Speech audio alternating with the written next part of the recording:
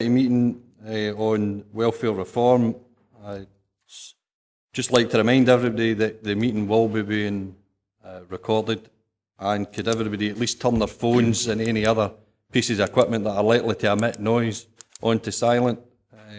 I'll turn to item 1. Sederunt, and apologies, please. Thank you, Chairman. I have 2 apologies for this afternoon, one from Councillor Forster and one from Councillor Peacock. Thank you. Thanks. I also believe that Councillor Carruthers may be detained elsewhere. Is there any declarations of interest?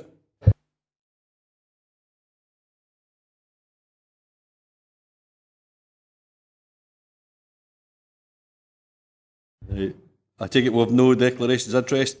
We'll go on to item 3, Welfare Reform Act 2012, petition by the Govan Law Centre to the Scottish Parliament. Mr O'Neill, do you want to go through the report with us, please? Yep, thanks, Chair. The Scottish Government has arrangements in place that allow both individuals and organisations to petition the Scottish Parliament on issues that they've been unable to resolve by other means. This process involves lodging a petition with the Parliament and allowing a period of time for interested parties to register their support and make comment. Following this, the process is that the petition is normally heard by the Public Petitions Committee, who then have the delegations to make further recommendations. The petition lodged by the Govan Law Centre is seeking a change to Section 16 of the Housing Scotland Act 2001 that would prevent rent arrears accrued as a result of the introduction of the bedroom tax being used as evidence to justify eviction proceedings. Section 3.3 of the report summarises the Govan Law Centre's thinking behind the petition and the rationale for submitting it to the Parliament. In response, the Scottish Government has already written to Ian Duncan Smith asking for this aspect of welfare reform to be scrapped. They've written to councils and registered social landlords, encouraging them all to use all reasonable means to prevent eviction. The Minister has also reiterated her view that eviction is a tool of last resort and commissioned the Chartered Institute of Housing to provide guidance to the social rented sector. That has now been published by the Chartered Institute of Housing. The petition was heard by the Petitions Committee on the 16th of April, and consideration has been deferred while further information has been sought. The information has been sought from the Scottish Government, COSLA, the Department of Work and Pensions, and the Scottish Federation of Housing Associations.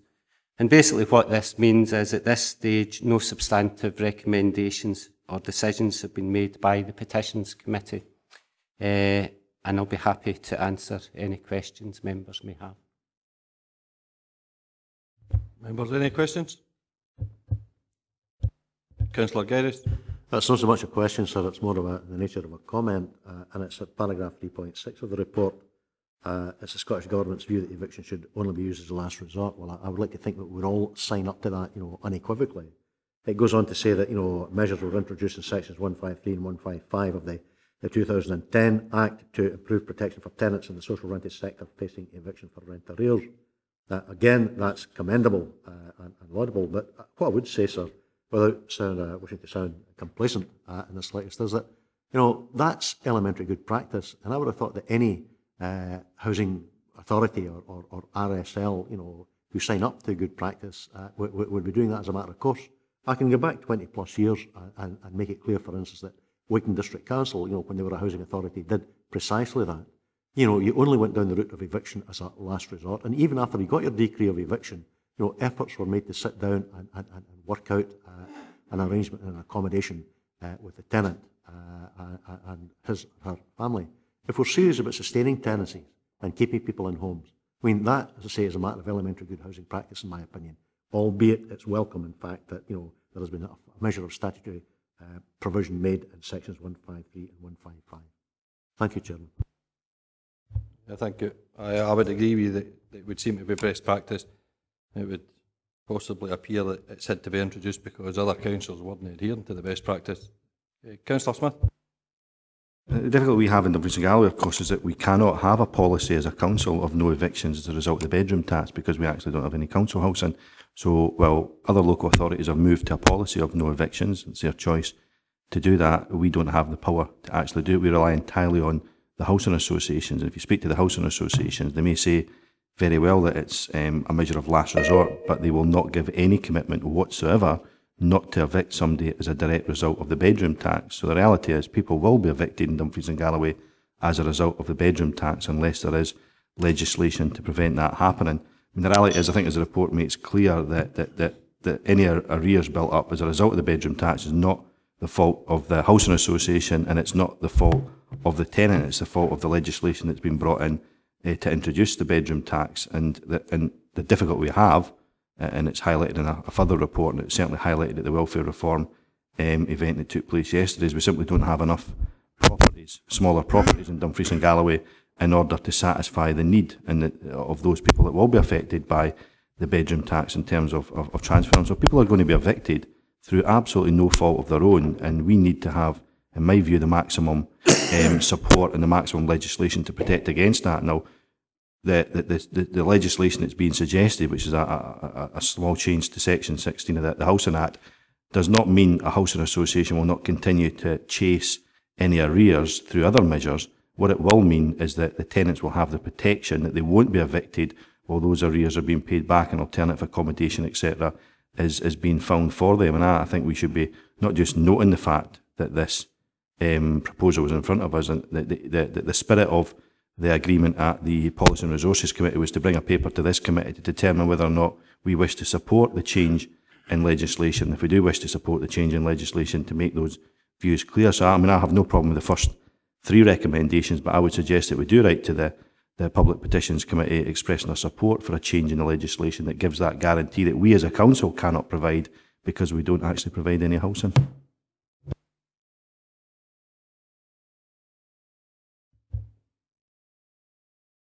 Is there anybody who wishes to comment on Councillor Smith's proposal? Councillor Lever. Yeah, I think Councillor Smith's proposal is a good one.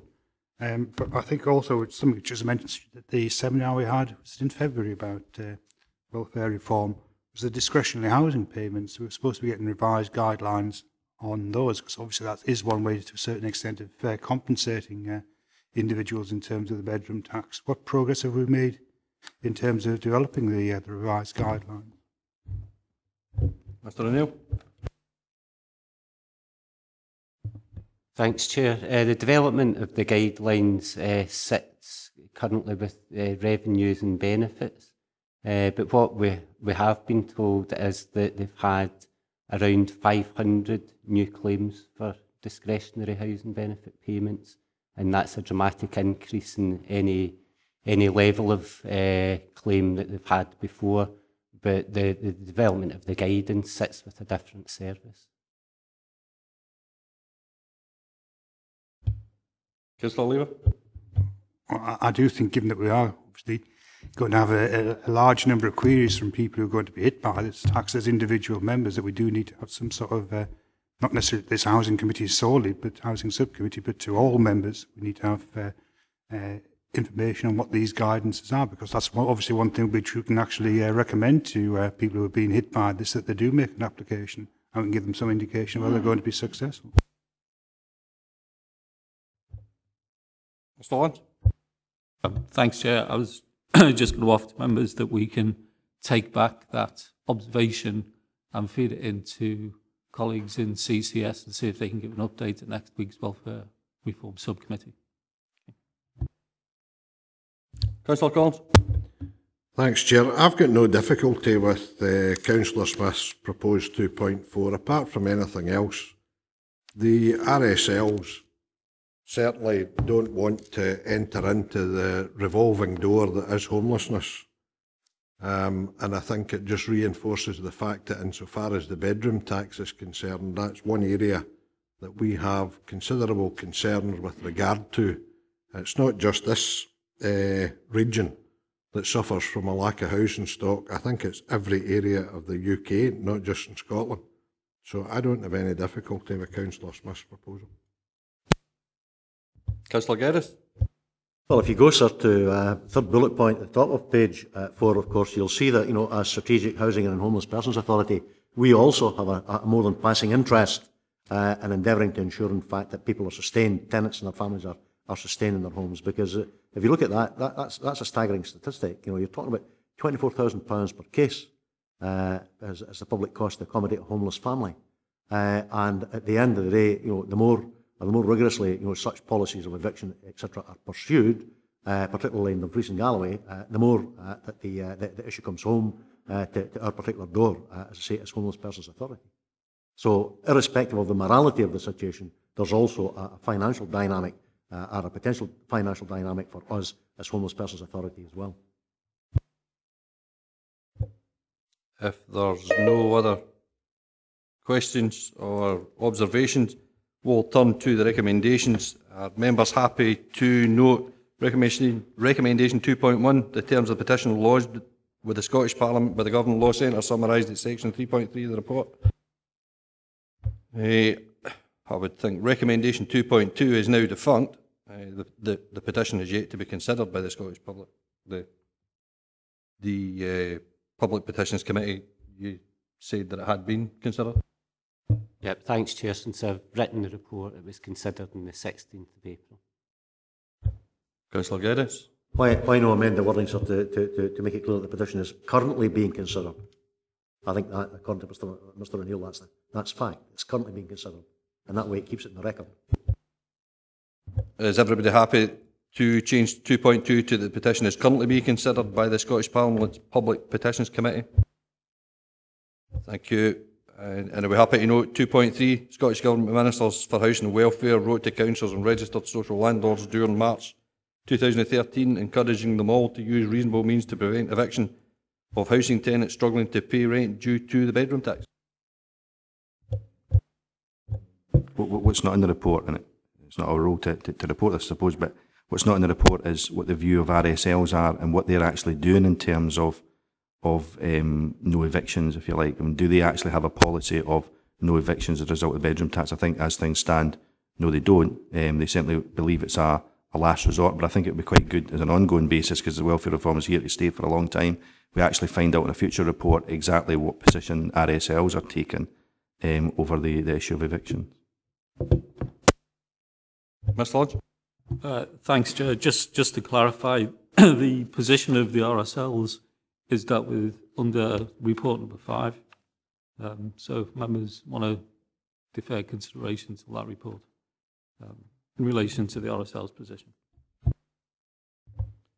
Thanks for that. And we're happy to add in a 2.4 that we write to the Public Petitions Committee, the Scottish Parliament, supporting the terms of the Govan Law Centre. Thank you. Move on to item 4, Welfare Reform and Strategic Housing Investment Plan. Mr. Lynch, do you want to go through the report for us, please? Yeah, thanks, Chair. This report summarises the potential impact on welfare reform on the Council's Strategic Housing Investment Plan. It summarises the current stock profile and potential demand in relation particularly to one-bedroom properties. It provides a snapshot of the potential increase in demand due to welfare reform changes, summarises the scale of the current SHIP programme, and proposes a change in policy to include the provision of one-bedroom properties in future SHIP projects. Paragraph 3.3 summarises the current stock profile. The key issue here is to note the mismatch between the percentage of single households, which is likely to rise to 37% by the end of the decade, and the current provision of social rented one-bedroom general needs accommodation, which is currently sitting at 23%. Given the likely increase in demand for one-bedroom stock as a result of the welfare reform provisions, it's proposed to adopt a new policy of setting a benchmark that the SHIP should include 20% one-bedroom homes. If agreed, of the current 27 projects that are at various stages of development, 12 projects could be reviewed and a proportion of those include one-bedroom properties. It's not proposed that there should be a blanket policy to impose a 20% target on every scheme. Paragraph 3.8 summarises the reasons for not adopting such a policy. If agreed, it's expected that the cumulative effect in the medium term will have a positive impact in meeting increased demand for smaller one-bedroom units. Happy to take any questions, Chair. Thank you.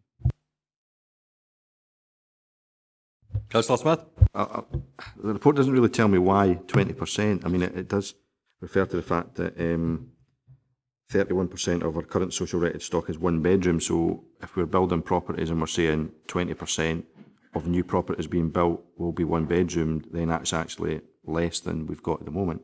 It seems to be implying. So it doesn't really tell me why the figure of 20%. You know, did we carry out analysis saying how many people are going to be affected by the bedroom tax that want to have a one bedroom property, and what impact, what change will it mean by having a figure of 20%? Will it actually decrease the number of people that can't get a one bedroom house that want one significantly? I mean, there's nothing in here that actually tells me what impact the figure of 20% will actually have. I mean, I think that one of the things that was highlighted yesterday is that 19% of people who were rehomed by DGHP in the last year who wanted a one-bedroom property, who qualified for a one-bedroom property, actually got rehoused in a two-bedroom property because of the lack of one-bedroom property. So they were actually putting people into a position whereby they'll be penalised by the bedroom tax if they're on housing benefit. And that's the worry, that people are actually going to get rehoused into a property that they may not be affected by the bedroom tax at the moment, but we're actually going to put them in a position where they will be affected by the bedroom tax.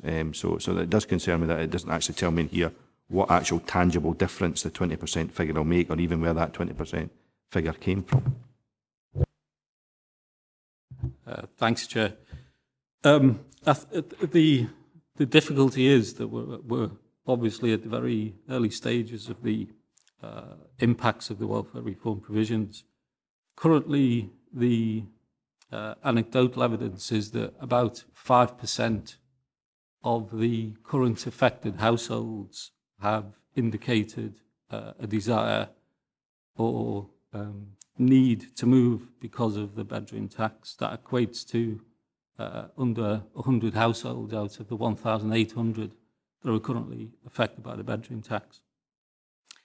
It's difficult to extrapolate from that figure a percentage target for the SHIP, because that figure, I think, will change quite significantly in the short to medium term.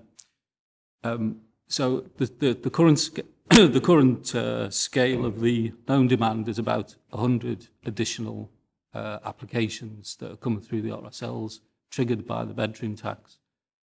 But as we said in the report, that is subject to quite significant change, both because of change in needs of the current 1,800 or so that are affected, and also because of change in circumstances.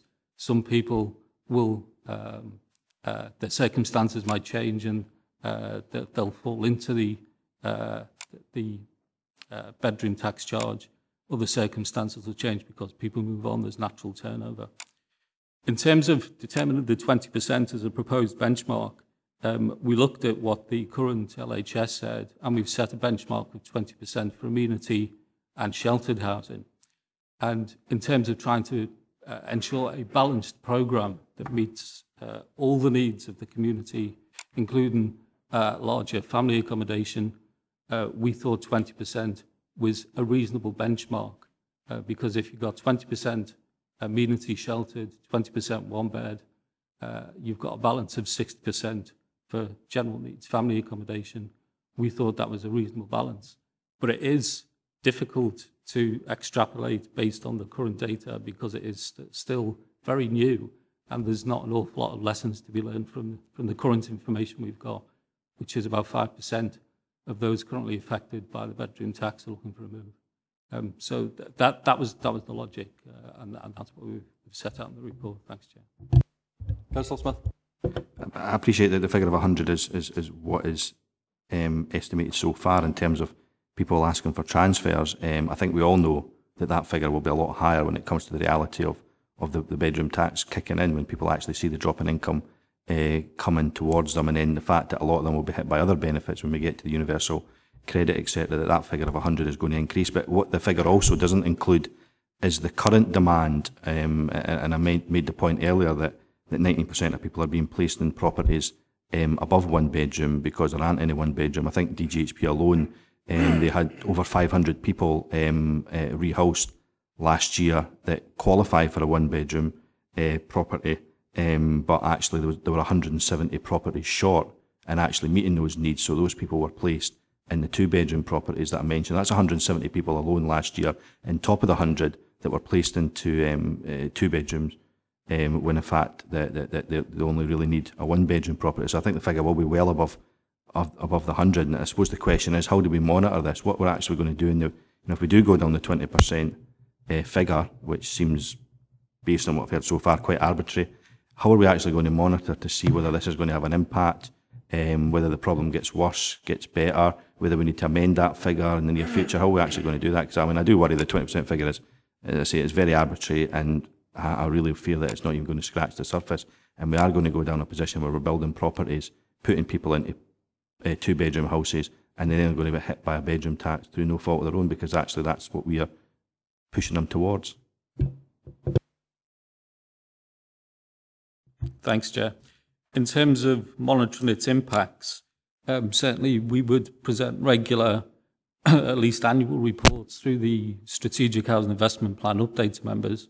And as part of that, we can include what difference the additional provision of the one-bedroom units has made. It's not going to be a quick answer, because these properties in the SHIP will take between 18 months and 36 months, depending on the complexity of the site, to deliver. So you're not going to see, excuse me, you're not going to see any results in the short term. It's really about setting a policy direction and then monitoring it over time. It's not an easy one, and it's complex, and it's certainly not a straightforward extrapolation of the number of households that need one-bedroom units, and to look at meeting that demand through the SHIP. But what we've proposed is a kind of broad policy direction for members to pursue and then monitor in the medium term. Councillor Geddes. It was actually Councillor Carson, sir, who had indicated before me that he wished done. My apologies, I've got it wrote the opposite way, but Councillor Carson. I think most of my questions have been answered, but why do we need to have a policy that sets it at 20% if it's such an arbitrary figure and we're not sure whether it's going to be higher, or we presume it's going to be higher? Why are we actually having to have a policy that sets it at 20%? Thanks, Chair. It's because the current explicit policy of the RSLs is not to develop any one-bedroom general needs accommodation at all. So it's about introducing the concept of building one-bedroom properties into the SHIP process, which currently doesn't happen. So it's about adopting a policy in relation to that shift. Councillor Geddes. Well, I think it would do us no harm to pause for a minute and reflect exactly why that is RSL policy in Dumfries and Galloway, because don't let's delude ourselves. One-bedroom accommodation has been notoriously unpopular in the past, as it were.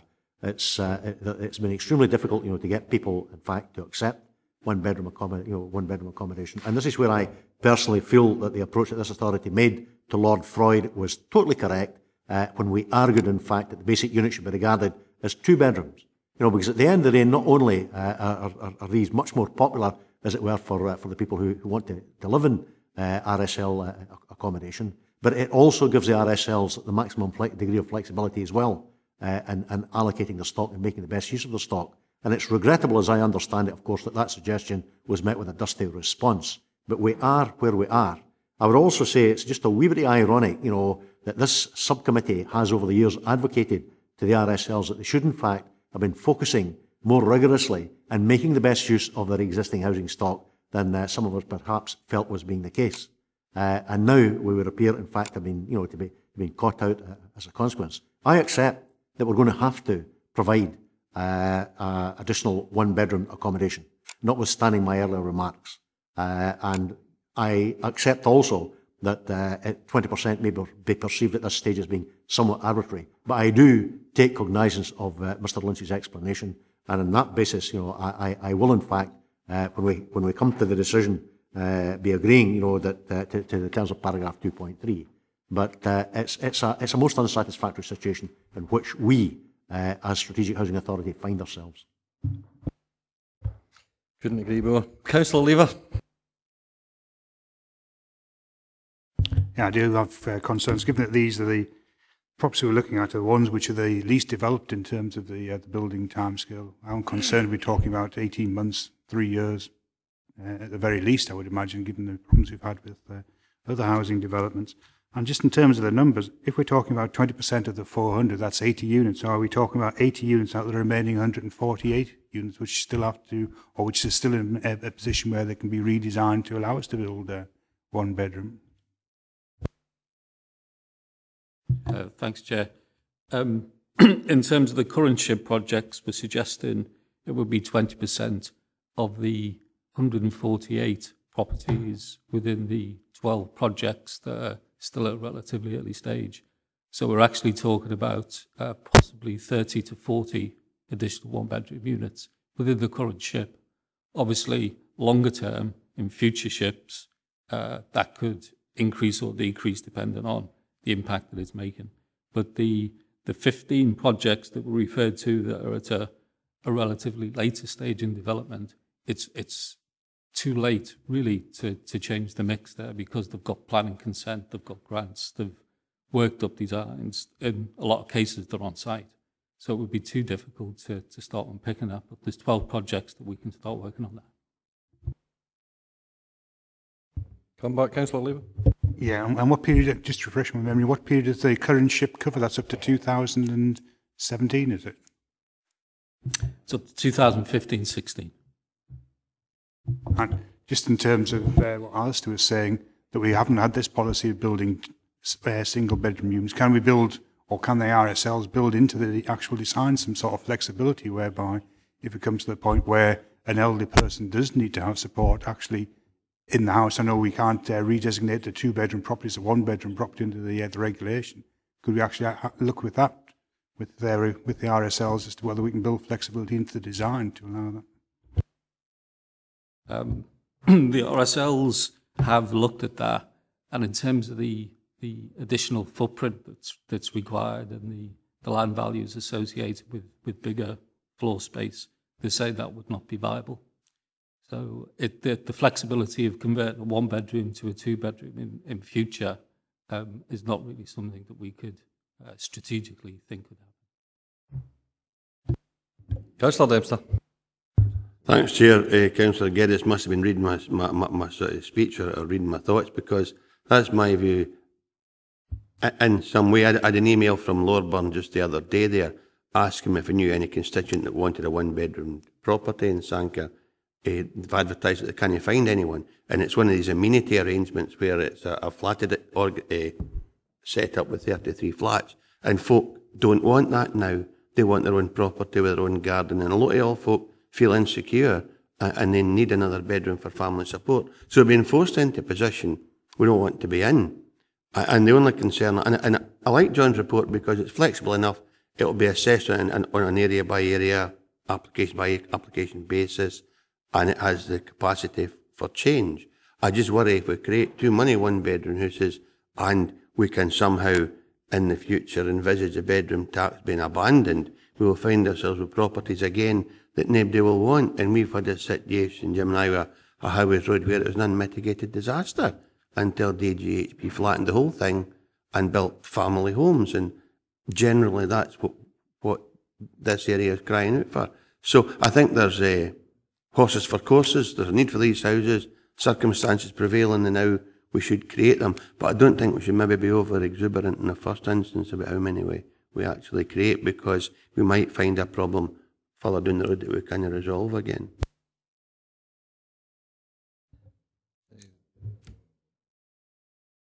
Is there any other? Councillor Geddes? No, just to say, sir, as far as I'm concerned, that's timely and pragmatic advice from Jim Dempster. I would agree with that one as well. If there's no other questions, move to recommendations. We're happy to note the current provision of 1-bedroom stock and the key findings of the housing needs and demands assessment is summarised at 3.3. 2.2, we're happy to note the current strategic housing investment plan. I'll shorten that to SHIP from now on.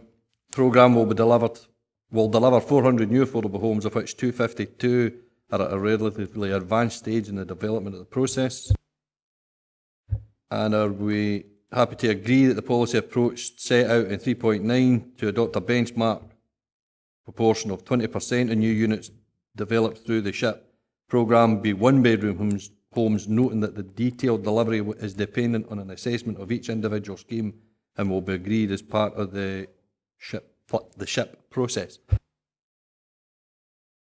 Okay, we'll move on to item 5, welfare reform, social housing sector. Mr. Lynch, do you want to run us through this report as well, please? Yeah, thanks, Chair. This report sets out for members' consideration a number of issues relating to the impact of welfare reform on the social housing sector in general. The issues that the Policy and Resources Committee asked to be considered at this Housing Subcommittee are detailed at 3.1 of the report. 3.2 summarises the changes being made in relation to under occupation charge or bedroom tax and universal credit. 3.3 and 3.4 provides a summary of the national advice and findings in relation to RSL's preparedness for welfare reform and confirms that this broadly reflects the local picture. In relation to the 3 specific areas the report looks at, the current position is set out at 3.5 of the report. 3.52 confirms that the current position in relation to the number of households affected by the bedroom tax is 1,800, and the work that the RSLs are undertaking to contact each household and to discuss the implications of the bedroom tax changes and provide advice. It also confirms there's been joint working between and across RSLs to identify opportunities for mutual exchanges and to process transfer requests. 3.5.4 highlights the fact that the Common Allocations Policy, as part of the CHR development, will provide the opportunity to provide consistency across the sector in relation to under-occupancy and how that will be assessed in terms of housing need. The RSL position in relation to arrears recovery and bedroom tax is summarised at 3.5.6. All the RSLs have stressed that they have and will continue to provide every possible assistance to tenants facing difficulties paying additional rent. This includes providing increased housing advice services and debt counselling. And there is also, as referenced earlier, a new statutory duty to undertake pre-action requirements, which means RSLs have to clearly demonstrate the preventative work they have undertaken before starting formal legal proceedings. However, they've all stressed that pursuing evictions would be a last resort, but they would be unable to agree to a blanket policy that excludes the use of evictions. 3.5.9 and 3.5.10 summarise the joint working arrangements currently in place. And in addition to this, just to update members, there was a welfare reform event held at Easterbrook Hall yesterday, which was organised by colleagues in community and customer services and attended by public, third sector and voluntary sectors. And the focus of that day was how all the agencies can work better together in tackling the wider impacts of welfare reform. And this issue will be continued to be developed on a corporate basis. Happy to take any questions, Chair. Any questions? Councillor Smith. Well, nobody else wanted in, I'll come in. I think that, the reality is I just don't agree with the RSLs and their policy. And I think as a council we should be working with them to change that policy. I think that evictions should not be used with something like the bedroom tax when it's absolutely no fault whatsoever of the individuals. That they could potentially, as I said earlier, be placed into a position of being hit by the bedroom tax as a direct result of a decision by the RSLs in terms of allocating them a property and then they go off and evict them. To me, it just seems a wrong policy, and I think we should continue to try to work with RSLs to have a policy of no evictions when it comes to the bedroom tax. But the main part of the report that does concern me is in my view, a complete lack of progress by the RSLs in terms of having cross-housing association transfers as a direct result of the bedroom tax. If I'm in a 2-bedroom urban housing property, my chances of getting a 1-bedroom urban housing property are pretty low because there's not a lot of urban housing properties, but the chances possibly of being put into a 1-bedroom property owned by DGHP, that happens to be the largest landlord, is better. But there is nothing in place at the moment that would allow that to happen. Because the difficulty is, you could say, well, you'll put your name down the housing list, but the reality is, under the current point system, the bedroom tax isn't really going to give me too many points. So I'm probably going to be numbered goodness knows what in the list to go to DGHP. So that the allocations policy at the moment will not solve my problem with the bedroom tax. And actually, even within a housing association, it won't solve the problem. And that's why the housing associations are actually going to be taking reports to their various boards to say that they'll transfer people out with the allocations policy. They'll regard them as exceptions to the policy. So, for example, somebody in a two-bedroom property with DGHP might not be top of the list for a one-bedroom property, but DGHP will go to their board and say, because of the bedroom tax, this person needs to go from a two-bedroom to one-bedroom, and we're asking you as an exception to policy to allow that to happen. And the chances are that will happen, so that will resolve it within DGHP. What won't be resolved is cross-housing association transfers, and it's disappointing that there doesn't appear to have been any meaningful discussion between the RSLs to actually come up with that cross-housing association transfers. There's nothing at all in place.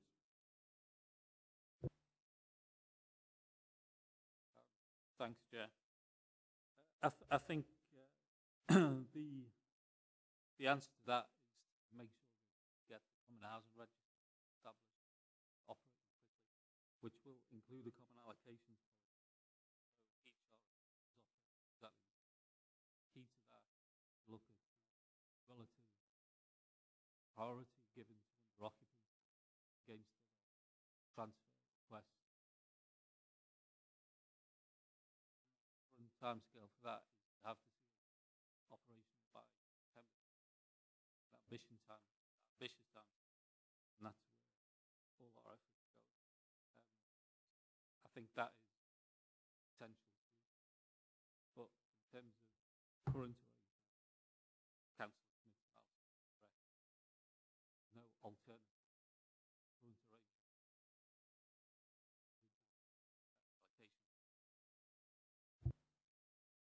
Yeah, Councillor Smith. If I go back to the example I mentioned earlier, that I'm in a two-bedroom urban housing property and I want to downsize to one bedroom because of the bedroom tax, how will the allocation policy actually let that happen if I'm not number one on the list for a one-bedroom property? Because I may have points for over-occupancy, but it may not be sufficient points to take me to number one. I may still be number 26 on the list. So how will actually the allocation policy allow me to move from a two-bedroom property to a one-bedroom property, other than to be considered as an exception to policy? Because I can be considered by the board of DGHP as an exception to policy if I'm in a DGH property. I can be considered by the Lorburn Housing Board if I'm in a Lorburn property, but I can't be considered for an exception to policy across two housing associations as things currently stand, and probably under the new allocation policy as well. Thanks, Chair.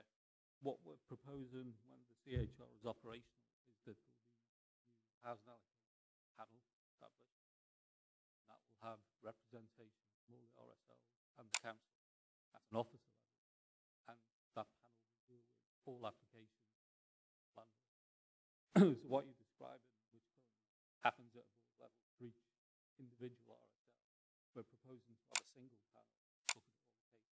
So hopefully the circumstances could, if the circumstances are right, be recommended.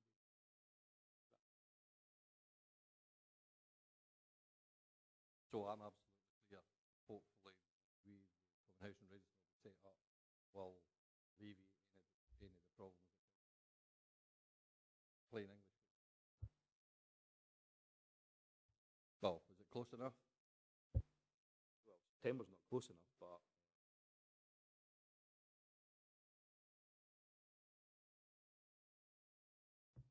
policy will do it.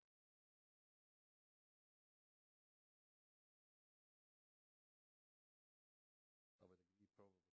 No soon enough, but personally I couldn't do anything about it last year. Councillor Geddes. Well, I think when we talk about use phraseology, policy, as far as I'm concerned, me, at the end of the day, if you have enough exceptions to policy, your policy ceases to become relevant. And I think this issue has got to be built in, as it were, to existing policies. Because Councillor Smith said earlier, unfortunately, it's likely that this may well be with us in a significant time. I would like to go, though, made the point, to paragraph 3.10 of Lynch's report.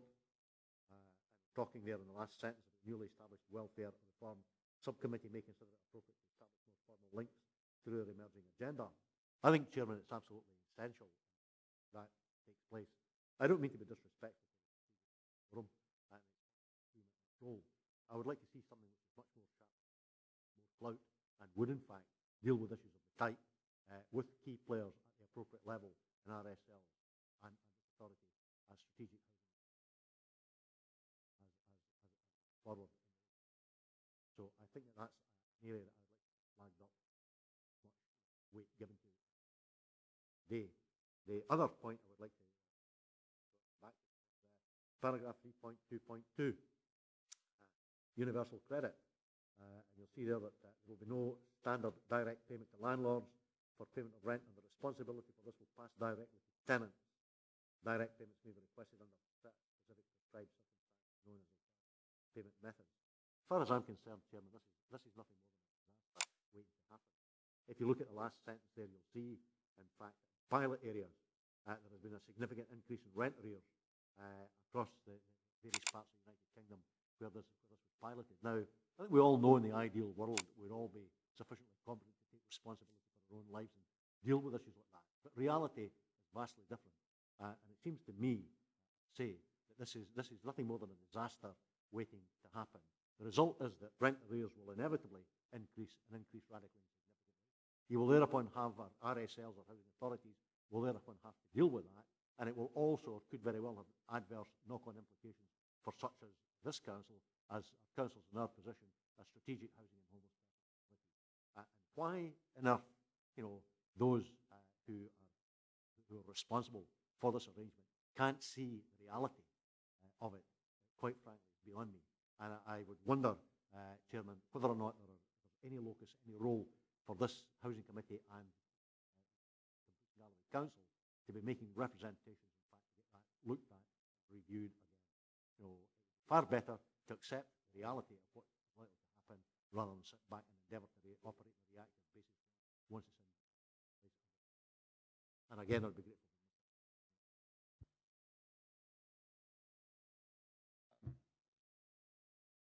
Thanks, Chair. In terms of the impact of universal credit and removal of direct payments to landlords, that is significant. There's absolutely no question. And DGHP estimating the potentially worst case scenario could be up to risk. And that might be an absolute worst case scenario. That's if members wish to make formal representation, that's there. And it might be a case of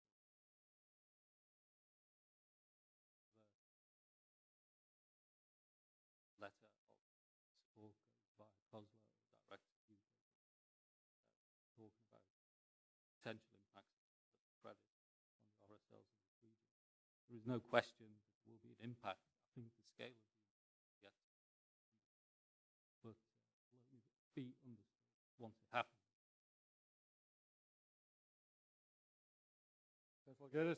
Can I suggest, in standing Mr. Lynch's response, that we do precisely that? We endeavour to seek the support of the RSLs, endeavour, in fact, to bring this to via COSLA, whatever, for want of a better term, the powers that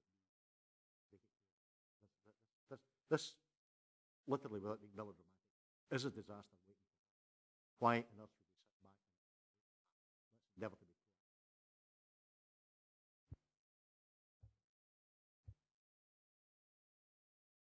It's my intentions, because there is no actual officer recommendations to go down the items in 3.1, which we're asked to consider at the end of the questions, and actually decide what recommendations we're going to make to the newly formed ad hoc welfare reform subcommittee once questions are over and done with.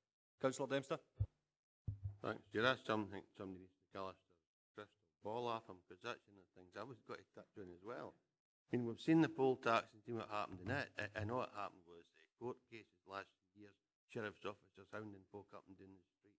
And at the end of the day, everybody was dissatisfied with the outcome. And the impact it still felt in some way. And this will be another example of the same. There's absolutely nothing purer, although different circumstances.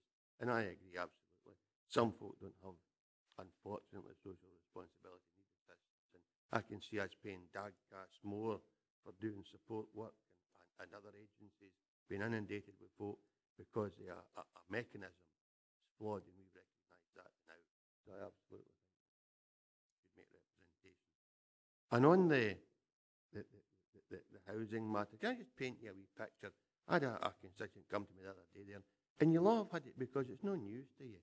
A single person placed by the homeless section in a 3-bedroom accommodation. It's an upstairs flat in a low-demand area. The landlord's not got to move them, because if they do, they'll not be able to re-let the property. We actually created this issue because at the time there wasn't a problem with providing accommodation for homeless people. It was all the same, but now that there is a problem, we're going to have to address it. And I think we need to work in conjunction with social landlords to somehow allow or get a mechanism to get these folk to move. Home Scotland have moved a wee bit towards that by allowing folk, for want of a better expression, to earn a move if they've been 20 odd years in a property, an upstairs flat, and they've been a model tenant. They allow them to move to a smaller house. But that's an unusual occurrence rather than a regular occurrence. It's normal that if a vacant property comes up, the first body in the list gets it. And I think that attitude has to change. We need to now manage, because of the issues about stock, lack of specific types of stock, it now needs to be managed and managed critically and in conjunction with the council and the homeless sectors in the council.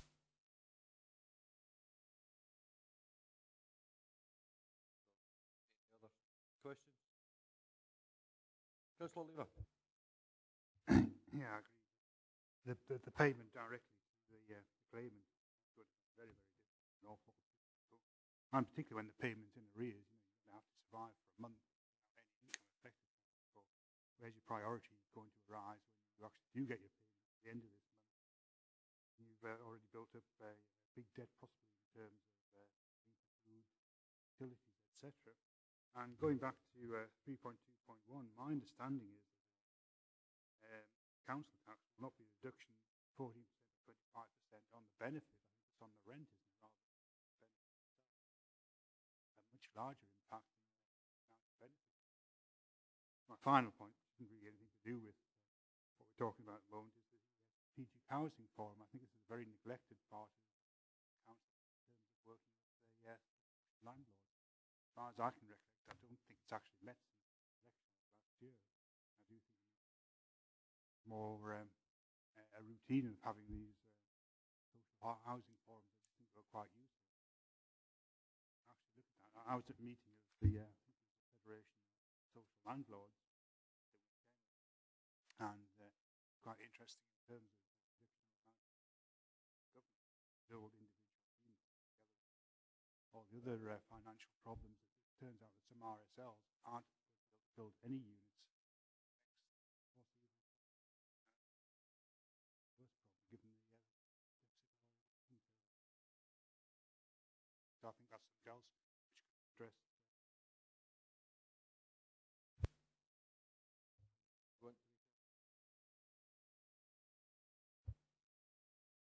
Thanks, Chair. Yeah, just to clarify, Councillor Lever is correct. 14%, 25% reduction in inflation rent. Yeah. In relation to the strategic housing forum, we're planning having a housing forum now, but then policy and resources.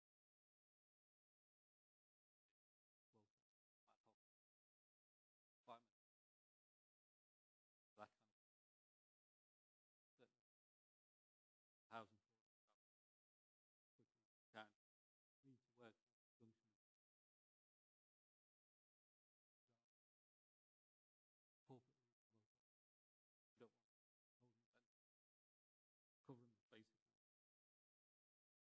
in terms of the potential for ourselves to develop new builds, there's an issue, significant pressure, and a lot of make new builds stack up, viability, haggling,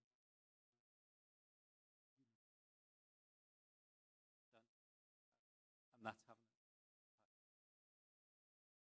Might be something to look at.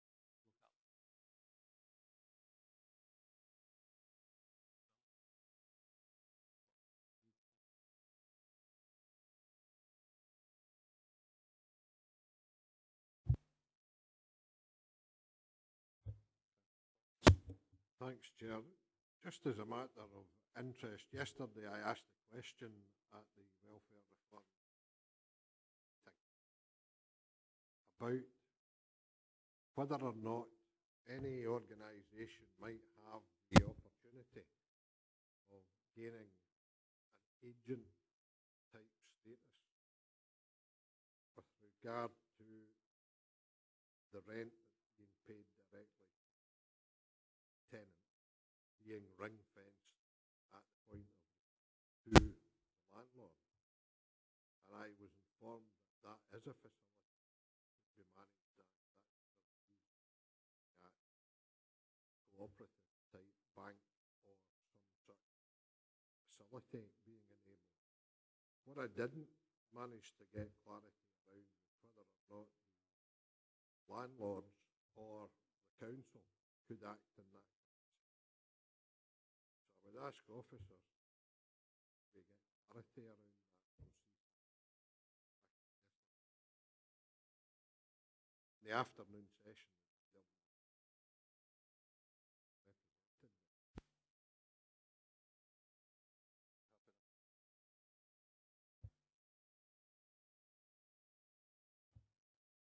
No other questions? I'll move firstly to the recommendation. I remember happy to note the current position of the social housing sector is detailed in 3.5 of the report. Go to 2.2, I'll turn to the consideration and the report and recommendations we wish to return to the Ad Hoc Welfare Subcommittee if it's possibly easier for the note taking and ensure that we get all the information that we want to send back to them. I'll cover the 3 bullet points one by one, and we'll meet with comments and recommendations that we wish to send back to the Ad Hoc Subcommittee if that's easier for us to do. Councillor Geddes? Well, can I say, sir, in relation to paragraph 3.2.2, my understanding was, in fact, when we discussed it, we were talking about this housing subcommittee, in fact, taking, because my worry is that, we start, passing between forums and this authority, it goes from, housing sub to welfare, welfare rights, and that, to me, could be an delay in this particular issue. And I would raise the question of whether or not this subcommittee taking the course of action. I understand we agreed to paragraph rather than on to welfare committee. I would welcome views and guidance on that. I would be perfectly happy to add in a 2.3 recommendation regarding the agreement that we already made regarding this subcommittee contacting, but the 2.2 to actually refer back what we've been asked to consider and recommend welfare. Say I'm perfectly happy if members are perfectly happy regarding the agreement we made earlier regarding writing. Councillor Geddes? Well, I would certainly suggest that we put the responsibility to take that. I think there was unanimity. We're all well aware of just the implications for our region. And I think time really is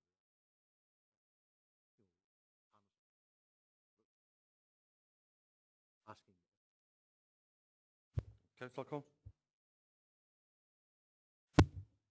Thanks, Chair. Just on the back of what Alistair's saying, can I suggest that consider that it might be appropriate in future meetings where we're considering welfare reform matters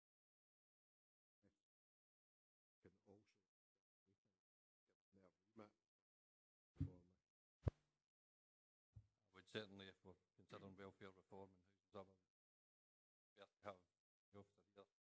It's connected with welfare reform to be here to answer. If we turn initially, we can deal with recommendation 2.2. We're asked to consider and make recommendations regarding the actions being taken by RSLs to facilitate housing affected room tax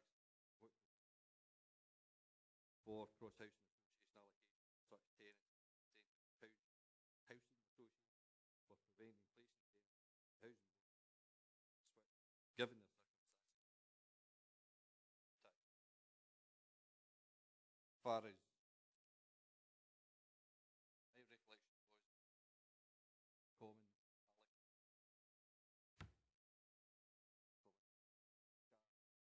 still on track implement September.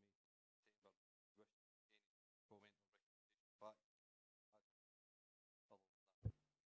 Councillor Smith. I mean, I think we should note the fact that the common allocation policy will come in, and note obviously the actions being taken by RSLs to facilitate rehousing for those affected by the bedroom tax. But I would also add in that I would certainly like to express my concern that the lack of procedures in place for cross-housing association allocation.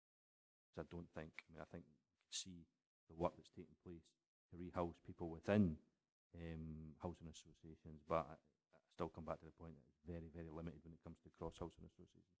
My view is they don't have anything really in place apart from mutual exchanges, and I want to express my concern at that, highlight that fact in the minutes. Councillor Geddes first. I would certainly support that. So back to the comment I made earlier that I think it's absolutely imperative that allocation policies are amended insofar as necessary to reflect the current situation to because, as I said, the more exceptions to policy you're going to have to deal with, the less less relevant and valid what remains of your policy is.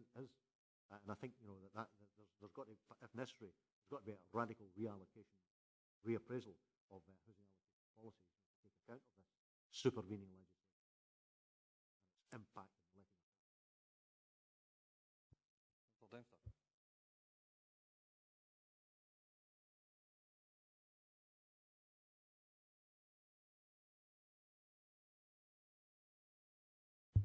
Senior moment. I don't know that we can embrace it in any recommendation, but I worry as well that a lot of these people that have been given accommodation properties because of their personal circumstances through the homelessness legislation will be left, if you like, through no fault of their own properties are inappropriate for their specific needs.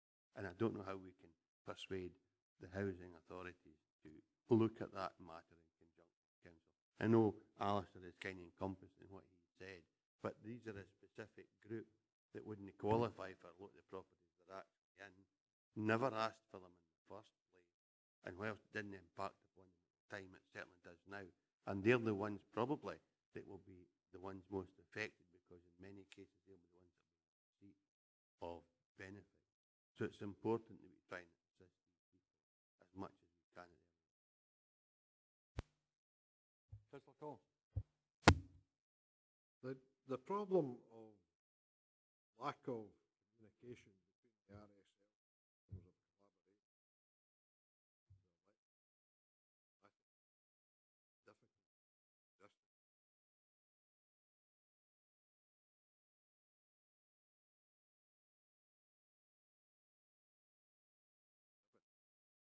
Yes, that this would form part of the agenda consideration.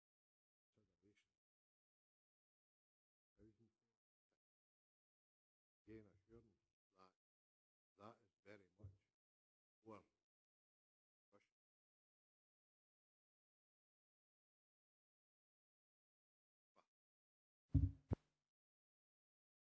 Councillor Carter. Thanks. Just in the back of what Councillor Smith and Collins have said, surely the fundamental basis of the Common Housing Register has got to have some policy on cross RSL allocation. I would have thought that was very fundamental policy that had to be in place before you'd have a Common Housing Register. Have I missed something, or is that in place and we're talking about something else? Thanks, Dave. Just for clarification, the CHR will precisely with that issue. I think the concern raised by interim transitional.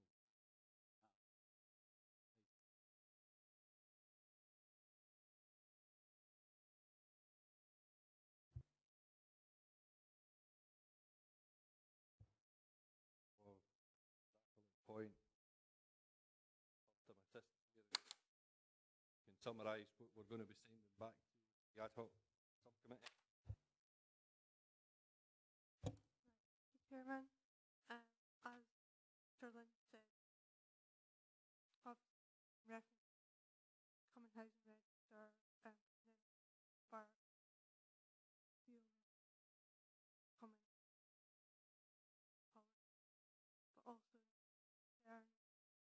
petition where there are currently no procedures in place for housing association being dealt with as policy rather than recognise those in accommodation affected by bedroom tax are in some their fault of foreign, but as earlier policy.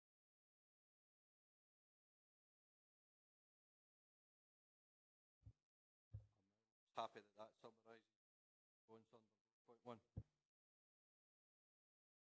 Councillor Geddes. You know, I would welcome your guidance because we're going back to paragraph 3.5.10. See the last sentence here talks about the newly established welfare subcommittee may consider it appropriate to establish more through the agenda. I would suggest, urged by the subcommittee to do precisely. Already said that. I don't need to respect strategic housing forum. Jeff's comment. It does not, in my view, appear to have met often. I don't see it as a vehicle change. Could be challenging. And I would accordingly suggest the fact that the Welfare Reform Subcommittee be asked to establish or to look rigorously at establishing more formal links to their emerging agenda with other key players. Not only to this, not only to welfare rights, but if appropriate, to wider housing, both from the perspective of us as strategic housing authority, also to RSL.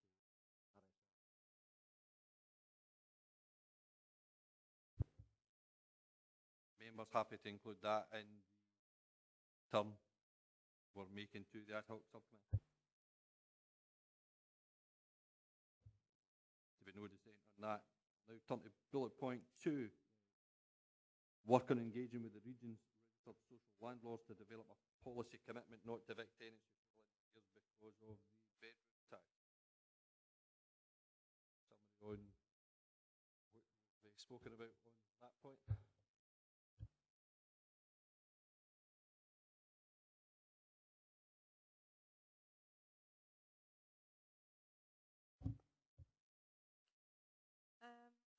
Just that the fact that currently have not fixed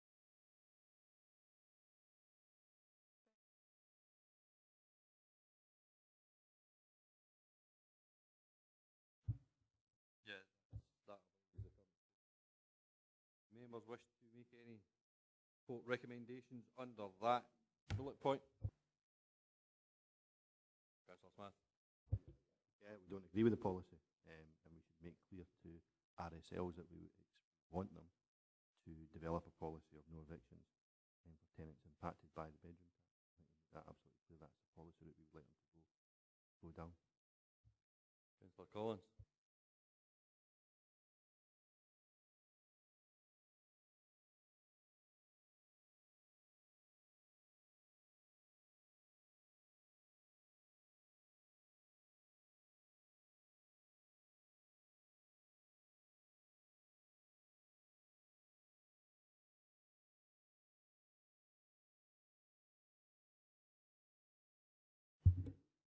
Councillor Geddes. I've no problems with that, sir, but again, back to 10, I was suggesting welfare. That as well. Suggest to them that specific issue we should be develop to the most formal. I will come at it. Yeah, regarding the advising the RSLs, the policy, I think it's pretty plain that nobody would agree with the policy, but I don't think we've actually got the power to tell them not to do it under the current situation where they are the RSLs and now no longer have any housing, can only advise them the strongest possible terms. That would be something that we prefer they didn't do, but we don't have the legal standing to tell them. Councillor Collins. Insofar as the RSLs are concerned, they're only invoking a cost on themselves if they embark on that homeless policy with any tenant. And I don't believe for 1 second that that is a revolving door that they are going to enter into in any way lightly. And certainly on the basis of any discussions that have taken place with the representatives, as far as the bedroom tax, I understand no intention where they can avoid embarking on the homeless journey with any tenant of doing otherwise. Councillor Geddes. As I've already said, Chairman, irrespective of the morality aspect of it, as far as I'm concerned, that's an important one. We also, for want of a better term, have a direct financial interest in this too, given, as we've already heard in the earlier report on the agenda today, that £24,000 a case essentially to deal with homeless family tenants made homeless. Now, my understanding would be that that would fall back on us. So, as I say, in addition to the moral imperative, for want of a better term, there's also that particular financial light one. Thank you. Give us another summary of discussion there.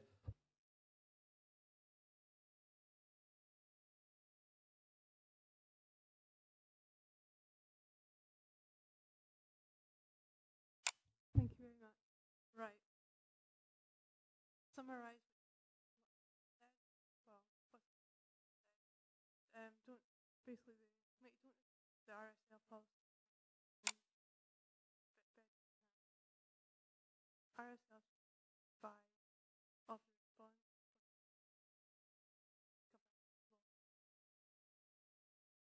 Recommend welfare reform establish more formal RSLs. Add more to the other link other similar bodies and recognise the implication as for the council as homeless costs. Members agreed that's a reasonable summary to send back to the ad hoc. Councillor Lever. To not agree to their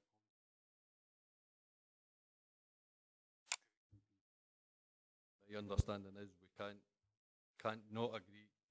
We can't tell them not to. Legally, we can't tell them not to because we don't have that power unless the law is changed. Perhaps we can encourage and assist. Financial assistance. They save money by not fiction. Councillor Geddes. Use the terminology exhort, urge, call it what you will, as long as we make clear our position. It's fine lines in terms of speech. Certainly, as I said before, urge them strongly not to. Are we happy with the recommendations and considerations were sent back, and to turn to the last one, to receive a report of the potential arrangements and mechanisms for joint working between Council and RSLs in relation to welfare reform. Summary on the discussions on that.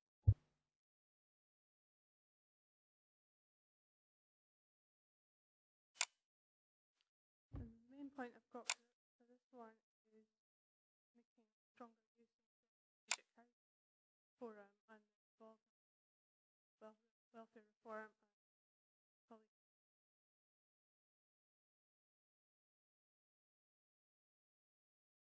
If members are happy, really, I would think the response would be covered under 3.5.9 and 3.5.10 unless members wish to add anything to the contents of those two paragraphs.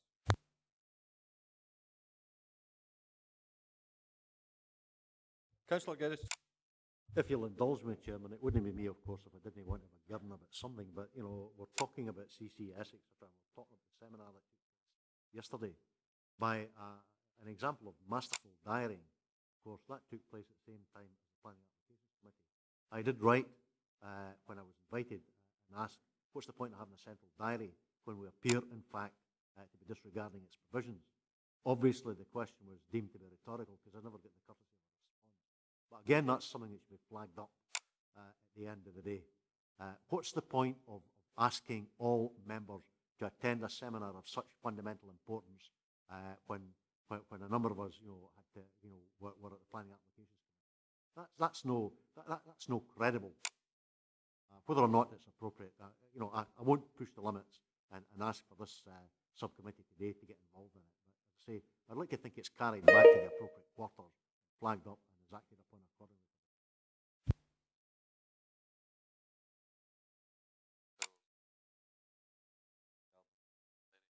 Are members happy with response back to the ad hoc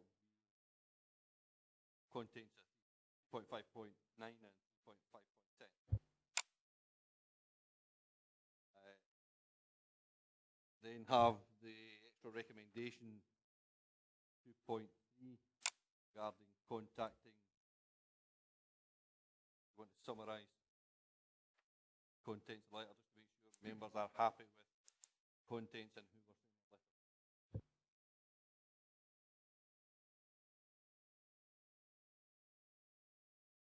Sorry, members, I'm just interpreting wrong. Got the letter sent on behalf of this committee. COSLA with support of RSL about turnover.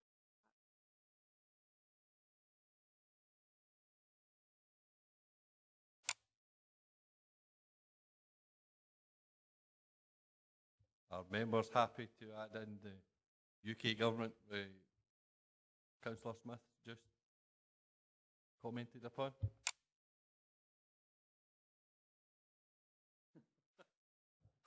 Not going to argue with that one, I'm just making sure everybody was happy with that.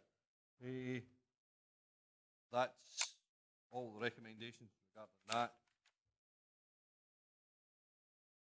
Mr. Lynch, regarding a matter? Yeah, thanks, Chair. Just a quick verbal update for members in terms of the National Housing Trust Initiative. Paul supported 2011 and Policy and Resources Committee part of at the end of it. It's taken quite a long process to go through the procurement process, but I can advise members that we've now got successful contracts, 69. The developer has asked confidentiality at this stage because of commercial issues. Hope to get a full report helps that additional.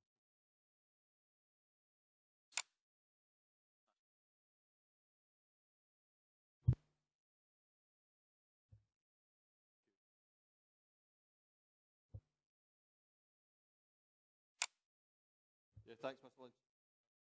We're speaking earlier regarding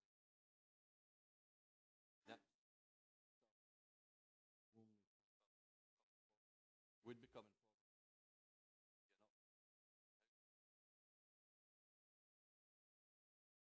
happy to.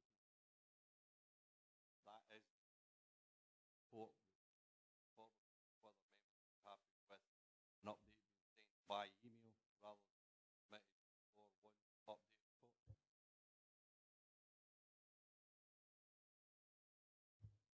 If it does say it's going to be delayed after September, that's Councillor Dempster.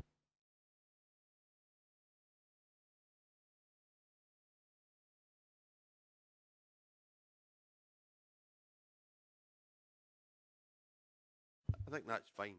It would be foolish to meet one item, but that would be provided we can raise any subjects that we have off it, either directly with John or as the first item of business of the next housing subcommittee.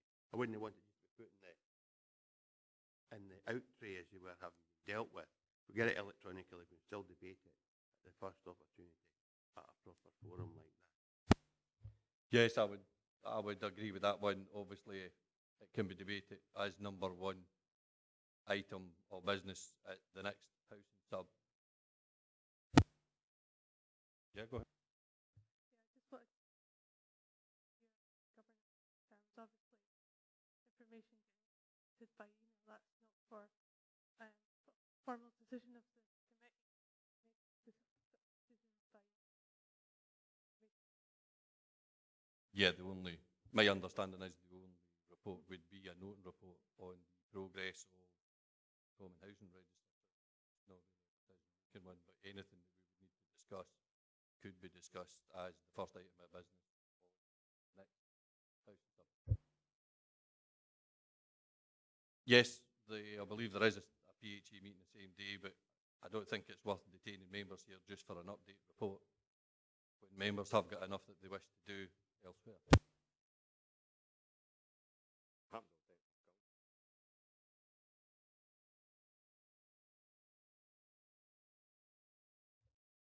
Are members quite happy that we cancel the next housing sub because it's only a one update report, and if there's any issues come out of that emailed update, that we'd put it as first item of business on the next housing sub?